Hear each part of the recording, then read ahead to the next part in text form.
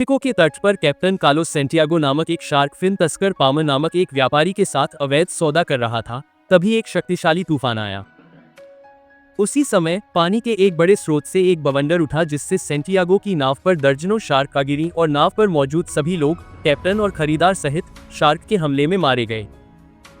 इसके बाद दृश्य कैलिफोर्निया के सांता मोनिका में बदल गया। फिन, जो पहले एक पेशेवर था और अब समुद्र तट के किनारे एक बार चलाता था, चिंतित होकर मौसम को देख रहा था। उसके अच्छे दोस्त बाज ने शार्क की असामान्य रूप से उच्च गतिविधि की ओर इशारा किया। फिन के बार के अंदर नोवा नामक एक बारटेंडर, जो शार्क से बहुत नफरत करता था, ड्रिंक सर्व कर रहा था।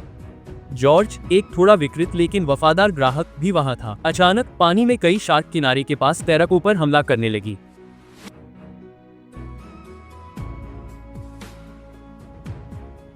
बाज इतना दुर्भाग्यशाली था कि एक शार्क ने उसके पैर में काट लिया, लेकिन फिन उसे बचाने में कामयाब रहा और उसकी चोट घातक नहीं थी। फिर ग्रुप बार में वापस आ गया। जैसे ही तूफान तेज हुआ, फिन ने अपनी पूर्व पत्नी अप्रैल वेक्सलर को फोन किया और अपनी बेटी क्लोडिया का हालचाल पूछा, लेकिन अप्रैल ने इस आने वाली आपदा को गंभीरता से नहीं लिया।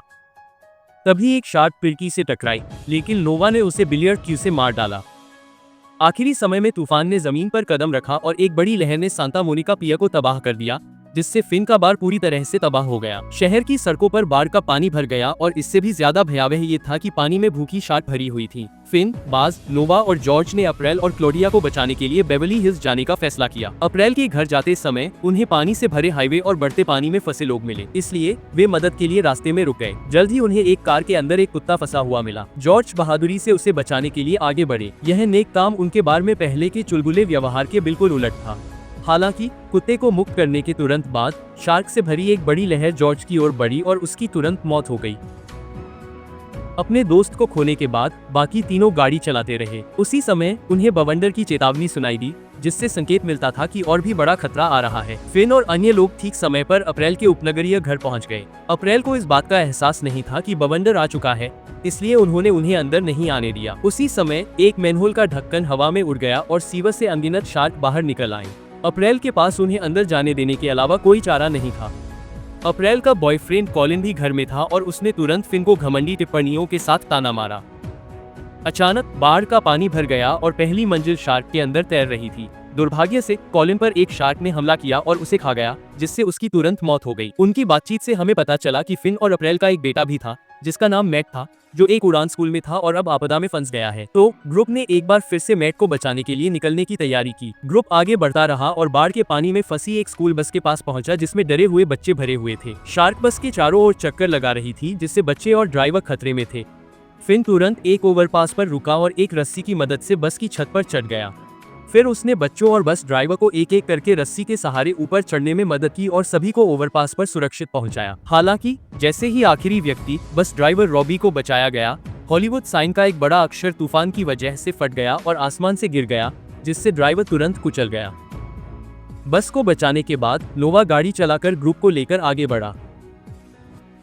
कुछ ही देर में आसमान से एक शार्क गाड़ी की छत पर आ गिरी और पूरी छत फट गई।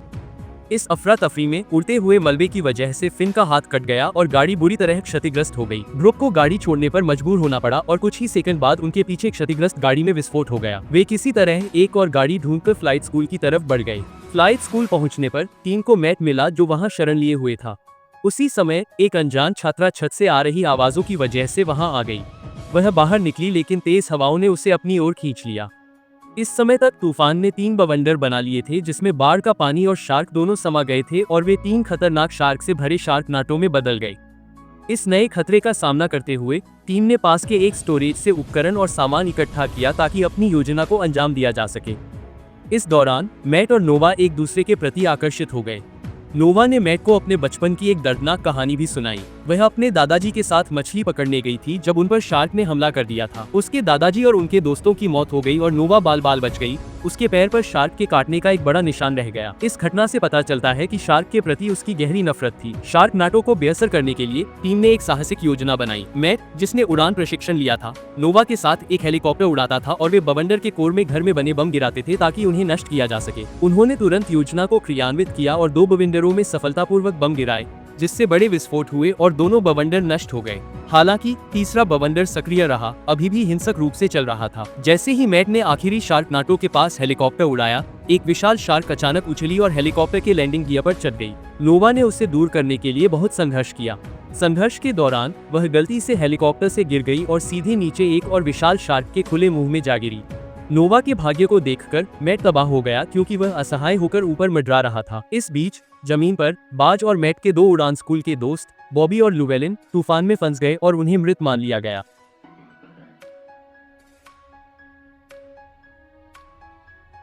इस महत्वपूर्ण क्षण में फिन आखिरी बवंडर को खत्म करने के लिए एक अंतिम हताश योजना के साथ आया। उसने एक कार में एक बम रखा और उसे सीधे बवंडर के केंद्र की ओर ले गया। जब बम फटा, आखिरी शार्कनेडो भी नष्ट हो गई और अंदर फंसी सभी शार्क आसमान से नीचे गिरने लगी। एक बहुत बड़ी शार्क सीधे उस ओर गिर रही थी जहां फिन और बाकी लोग खड़े थे। फिन ने एक पल में एक चेनसॉ उठाया और गिरती हुई शार्क के रास्ते में कूद गया और उसके खुले मुंह में आरी से वार किया। हर कोई डर गया, उसे लगा कि फिन ने खुद को बलिदान कर दिया है। लेकिन जैसे ही वे शोक मनाने लगे, शार्क का शव हिलने लगा। फिन ने चेनसॉ से शार्क के पेट से अपना रास्ता काट लिया, चमत्कारिक रूप से जीवित।